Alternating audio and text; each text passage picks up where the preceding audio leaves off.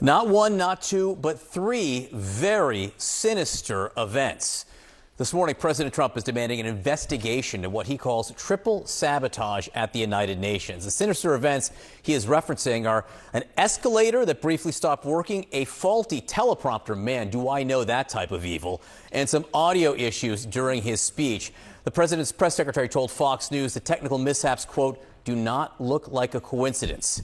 Here now, Democratic strategist Julie Rajinski and CNN senior political commentator, Republican strategist David Urban.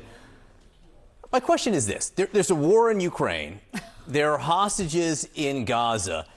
I mean, how many resources should be devoted to teleprompter gate? All of them, because there's nothing else in Donald Trump's orbit other than the grievance towards Donald Trump. I mean, that's the fundamental problem with this president, is that he actually thinks it's all about him. And I don't, look, he might be right that these are kind of coincidental, a little too coincidental, but so what? So what? You go to Washington, the escalator doesn't work, you walk up a few flights of stairs. It's not a big deal. You go and the teleprompter fails, we've all been there. And by the way, this is the president who made fun of Barack Obama, as you recall, for using a prompter and said he'd never use a prompter. I'm old enough to remember that. And so, look, as you point out, there are serious issues going on that require the president's attention. And yet it's constantly about him and the grievance towards him and the grievance towards his base. And the truth of the matter is, the rest of us don't have time for that. There are real issues going on in the world.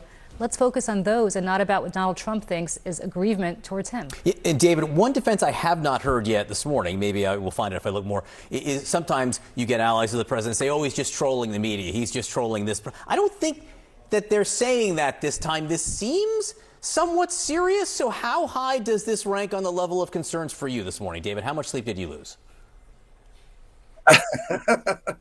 John, not a lot. I will say this, however, I do believe that it was, as Julie points out, just a little too coincidental that the escalator's working, and then as soon as Milan, the first lady, puts a foot on the escalator, it automatically stops.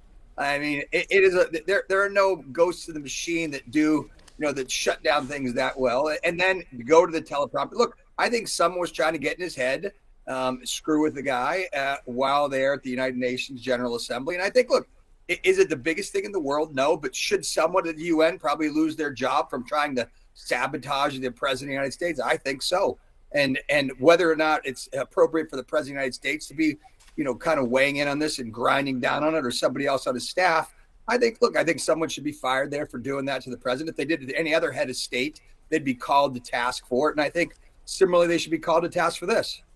On the subject of the president weighing in on things, let's talk, David, about James Comey, former FBI director, who, by all accounts, the U.S. attorney in Virginia may try to indict as soon as today.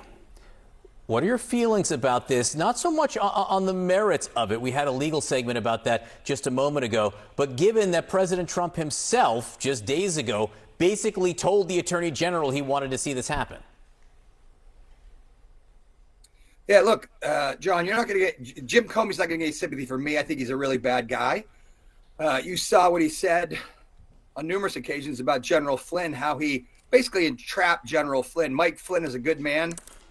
He was trying to cooperate. He was, thought he was doing the right thing. And as Julia knows, when FBI agents come in to talk to you, initially, they don't bring a tape recorder. They bring their memories. And so when they show up the first time to talk to you, they go back and write something down. The second time they talk to you, they write something down, their recollections of what occurred. And then poof, you're now, you've now perjured yourself. And so, Jim Comey laughed about it. He bragged about how he was able to send these FBI agents in and kind of screw with Mike Flynn. You heard him. Listen, I sat in the CNN studios for hours and watched Jim Comey testify before Congress and lie before Congress. I watched him say that, he leaked classified information to the New York Times so that that make sure there was an investigation. He's a bad guy. I think karma is, well, you know what they say about karma, John.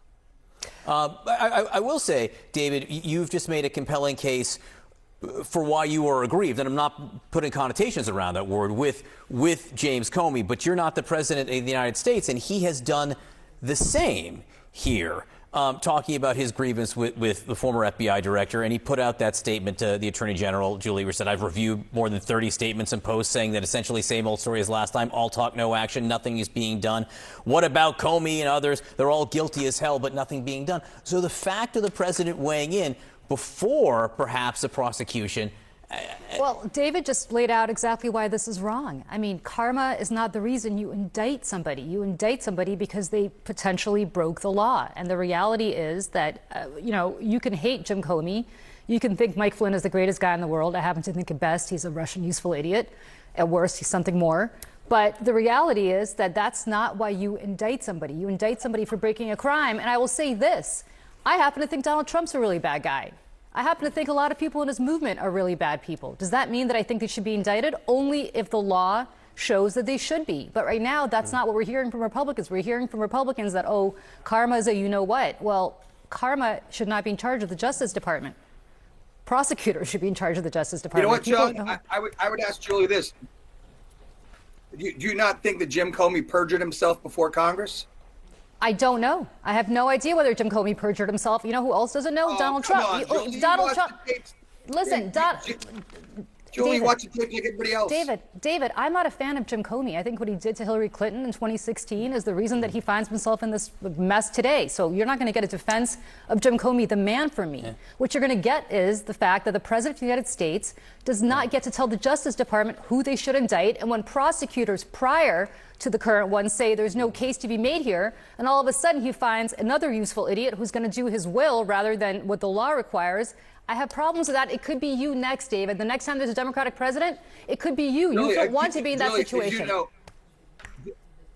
Julie, I got hunted. Myself and my colleagues in the first administration got hunted by Jim Comey wrongfully. And Julie, the Justice Department doesn't indict anybody. The grand jury indicts people. Okay. There's a grand jury. Come on, a grand jury could indict a ham sandwich. You know that. I think actually this has been a terrific conversation, and I want to thank you both for being part. No, really, because it's actually been a very interesting back and forth that I think illuminates the issue very well, and I do appreciate it. I just want to end. We do know that the former now U.S. attorney did not think this was a provable case, and that there are reports that Deputy Attorney General Todd Blanche feels similarly. But that is a very specific claim right there. Julie Rajinski, David Urban, really, I do appreciate the discussion this morning. Thank you very much.